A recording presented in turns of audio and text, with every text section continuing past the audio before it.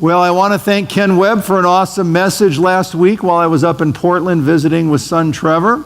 I know he did a good job because he is on our website. We have a YouTube channel that links to our website, and all of our messages are online each week. And so if you want to catch up or tell somebody to check us out, and you can check out Ken, What's in Your Wallet. Thank you, Ken, very much. And then Kevin and Christina, we want to thank them too for filling in and helping with prayers and worship leadership. We had a few good days in Portland. It was really nice. The weather was nice. We went up there to visit my son Trevor. And as I flew up to Portland, I had the words of Eric Ludwig in our band ringing in my ears.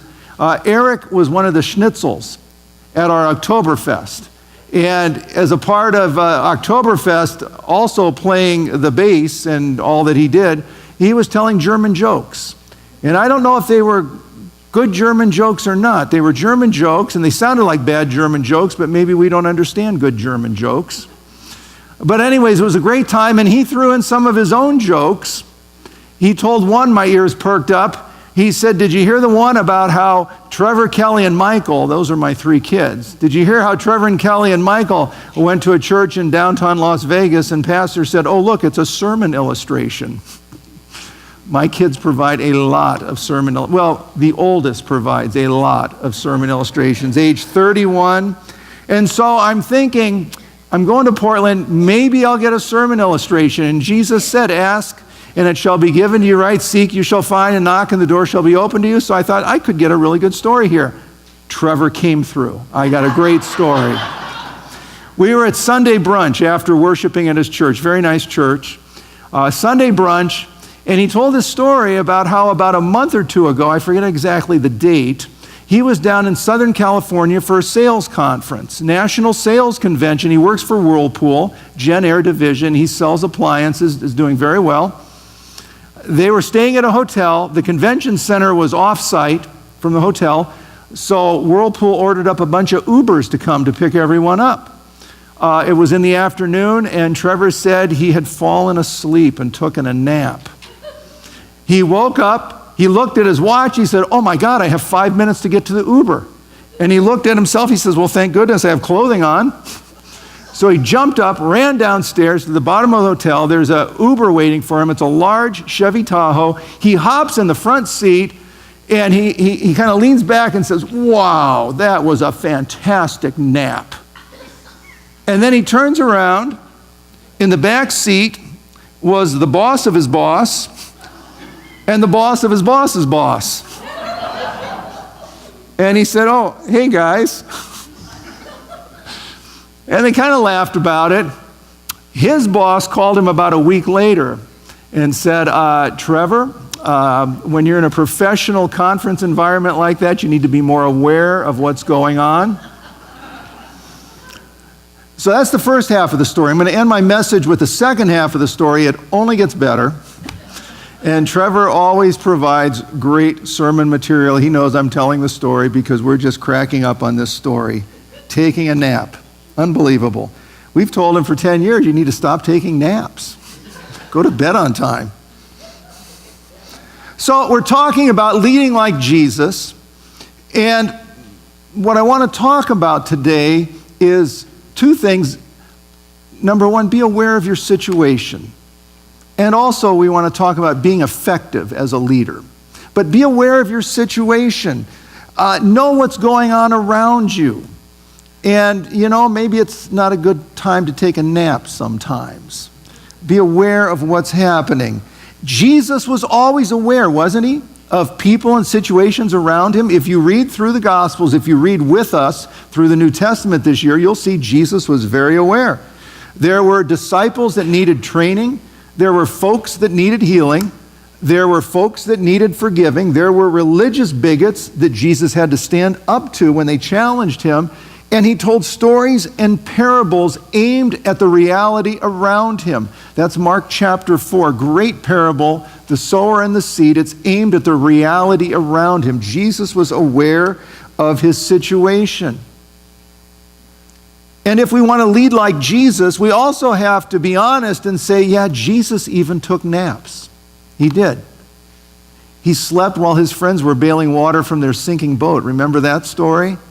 Jesus took naps, but he was aware of his situation. And sometimes when Jesus would disappear, taking a nap or going out into the countryside to pray, there was some intention behind it because he was training disciples to handle things with faith without him. It's a little bit like when we learned to ride a two-wheeler as kids. Do you remember that? Is that a memory that comes up quickly for you? I remember I had my little red two-wheeler, and I thought that was the most precious thing in the world with training wheels on it. Maybe some of you progressed from training wheels to no training wheels. I think I went from training wheels to one training wheel, and then I dove right in with no training wheels and just used my skin knees to stop me when I hit the ground, right? I think Jesus sometimes took naps. He sometimes stepped back a little bit. He was taking the training wheels off of his disciples' two-wheelers, and he was teaching them to move ahead in faith, even when they didn't really want to, or it was difficult for them. Jesus spent time re-energizing himself. So it's okay to take a nap. Using that as a metaphor and actual napping too. It's okay to take a nap, but be aware of your situation. If you need a nap, don't get caught sleeping at the wrong time, like my son Trevor, down at a national sales convention for the Whirlpool Corporation. And the leadership lessons from Jesus, to lead like Jesus, would have us to be aware of you don't go to sleep at the wrong time. In other words, in your family, in your place of work, in your church, you don't zone out when people need you. There's a time when you can just kind of step back. There's a time for that. But there's a time when you have to be very aware of what's happening and you move forward with leadership. And in the church, that would be with mission and with ministry. Jesus never slept at the wrong time. Think about that. He might disappear. He might pull back. The disciples might say to him, "What are you doing?" But he chose his time and his place to re-energize himself, and he was always working on training his disciples. You look at Mark chapter 4, the parable of the sower and the seed, and this is a paradigmatic story, if you will, about who Jesus is. Jesus is the sower in this story. And what I like about the story is this is a wild sower. He is sowing seed everywhere. He's not conscious of the fact that maybe he's wasting seed, but did you notice that 75% of the seed lands on soil that can do nothing with it? There are 4 soils that the seed lands in. There is the hard path. Well, a good, careful sower wouldn't throw seed there. It's never going to take. There's seed that lands in fields it hasn't been properly prepared, and there's thorns and thistles, and it grows up with the seed and chokes it. And there's other soil that also has not been prepared correctly. It's full of rocks and clay, and the seed just dies right away when the sun hits it. But there is good soil. There's good soil, and Jesus is throwing out a lot of seed into all kinds of soil. Jesus is aware of this. I don't hear anything in the parable saying, "Gee, I wish," the sower doesn't say, "I wish 50% of the soil was good." Or, "Boy, on a good day, wouldn't it be nice if 75% of the soil was good?" No, it's just the way it is. Jesus is aware of his situation. It's the reality. You got to just keep on doing what you're doing, whether it's leading at home, leading at work, or leading in the church. And the numbers are probably pretty good in my experience, that when you do really good leadership, 25% of it hits good soil, and the other 75%, you just wonder what happened. Jesus, be aware of your situation. Because when you're aware of your situation, I think Jesus would say, be effective. Do what you do. If you want to be like a little Christ, you can't be Christ. You can't be that sower, but you could be a little Christ-like sower, I guess. Be effective. And the parable works on another level too. Be good soil. I mean, we can't affect other people's soil, can we? But we can affect our own soil. We can be good soil, we can be hard soil, we can be thorny soil, or we can be soil filled with rocks and clay. Jesus would say to us, be effective and be good soil.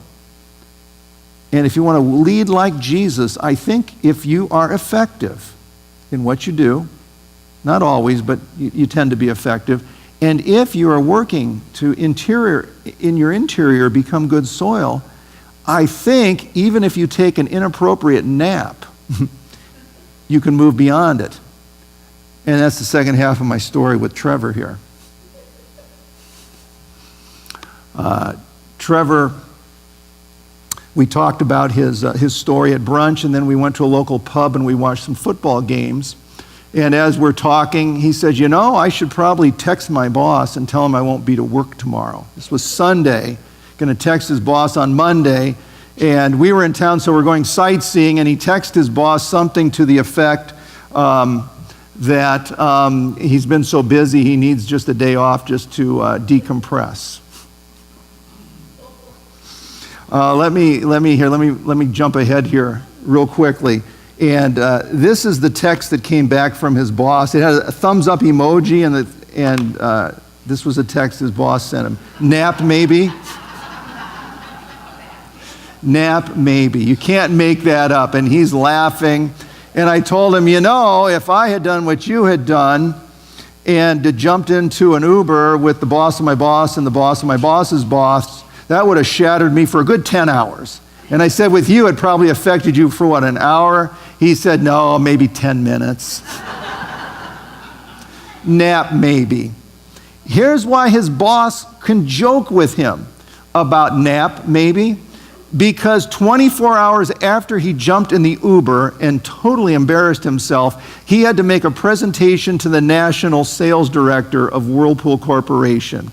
24 hours after the nap, he says, Dad, I nailed it. Maybe the nap helped. I don't know. But you see the point. If we're leading like Jesus, we want to be aware of our situation. We want to focus on effectiveness. But even when we fail, even if we take a nap when we shouldn't, even if we're less than effective, sometimes, if the trajectory of our life and leadership is moving forward with awareness and effectiveness and just getting things done, then maybe even a boss could say to us, oh, nap maybe, thumbs up emoji with a smile on his face. A few weeks ago, we were talking about St. Paul. And Paul said there were two categories of people in the world. Those who are being saved and those who are perishing. And those who are being saved, they know that the power of the cross is the wisdom of God. Those who are perishing think it's all foolishness. Paul would remind Christians that if we're being saved, we should help those who are perishing. Be aware, be effective. For Jesus, I just want to end with, he had two categories also.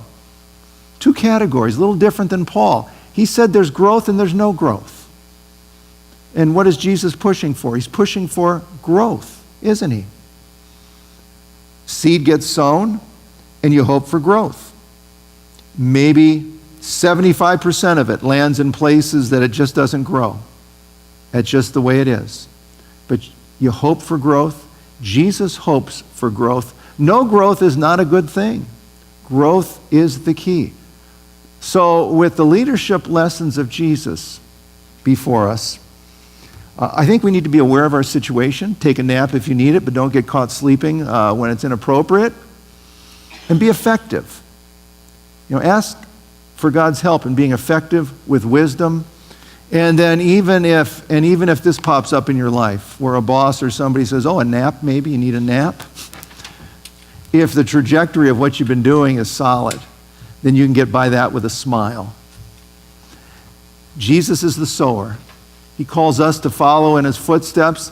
And when the seed hits that 25% of soil that is good soil, it just doesn't grow. It's a miracle.